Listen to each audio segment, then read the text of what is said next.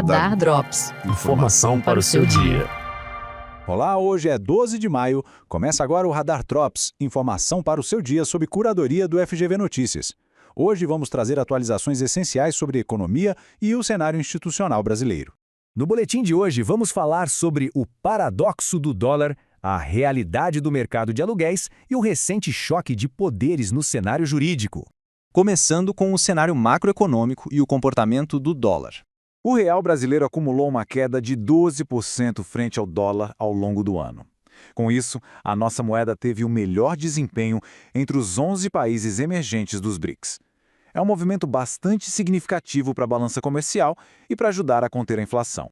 Mas existe um paradoxo claro aí. Com a moeda forte e o dólar em baixa, produtos importados como eletrônicos, autopeças, remédios e até o trigo deveriam estar bem mais baratos. Só que o custo de vida no supermercado ainda continua pesando no bolso. Fica aquela sensação de uma desconexão total entre o que acontece na bolsa de valores e a realidade da prateleira. O consumidor Tiago Teodoro resumiu bem essa frustração. Ele apontou que a gente vê o dólar cair, mas não percebe a mesma disposição do comércio para baixar os preços que existe na hora de aumentar quando a moeda sobe.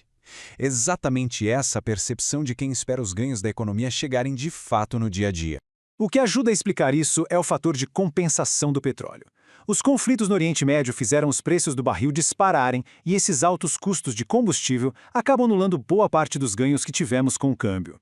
Dados da Fundação Getúlio Vargas mostram que entre 10% e 25% dos preços têm ligação direta com o dólar. E quem mais sente esse impacto são as famílias de baixa renda, que têm cerca de 14% do custo de vida em itens essenciais afetado por essa variação. O pesquisador André Brás, do FGV-IBRE, traz uma perspectiva muito importante sobre isso.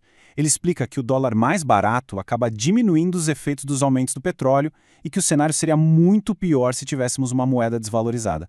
Ou seja, o real forte está funcionando como um grande escudo contra uma inflação bem mais severa. Passando agora para o mercado imobiliário e a realidade dos aluguéis no orçamento doméstico.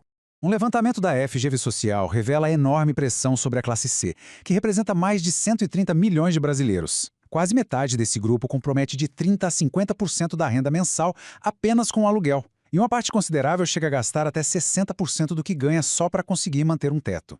É um nível de fragilidade financeira gigantesco. E o mercado enfrenta um grande desafio na hora da aprovação. Mais da metade dos candidatos a inquilinos hoje depende de fontes de renda instáveis, como os profissionais liberais e os MEIs.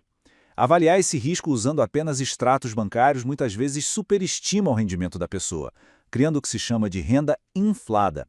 E isso acaba dificultando muito a aprovação de contratos para quem ganha menos. As gerações Y e Z são as que mais movimentam e sentem as dores desse setor. Juntas, elas respondem por mais de 70% de todas as propostas de locação. É uma demanda enorme, impulsionada por jovens que precisam lidar com altos custos de moradia enquanto tentam equilibrar rendas que variam muito. Apesar de todo esse comprometimento no orçamento, a inadimplência nos aluguéis caiu para 3,2% no cenário nacional em março, a menor marca dos últimos 11 meses. As taxas variam bastante pelo país. O Nordeste enfrenta maiores desafios, enquanto o Sul apresenta menor taxa de atrasos. Isso prova o quanto as famílias priorizam o pagamento do aluguel, mesmo com as contas no limite. Mudando de assunto, vamos falar sobre o cenário jurídico e os recentes atritos envolvendo os poderes da República. O debate principal aqui gira em torno do conceito de decisão monocrática. Isso acontece quando um único magistrado determina algo provisório ou urgente antes da avaliação do tribunal completo. E é justamente esse mecanismo que está no centro de um embate institucional entre o Supremo Tribunal Federal e o Congresso Nacional por causa da nova Lei de Dosimetria da Pena.